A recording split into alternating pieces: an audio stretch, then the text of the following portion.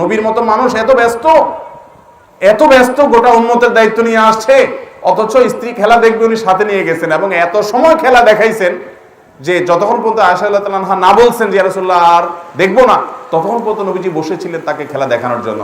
তার তো খেলা দেখার মতো টাইম নেই।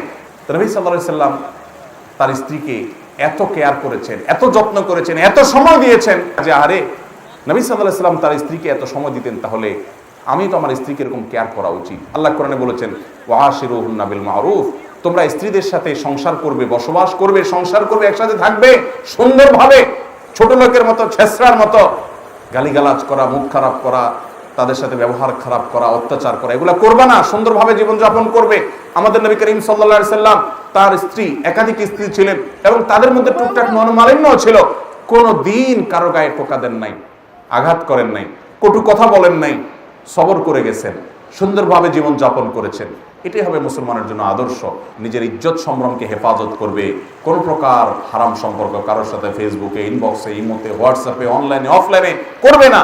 এই কাজগুলো যদি কোনো নারী করতে পারে, জান্নাতের যে কোনো দরজা দেশে যেতে পারবে।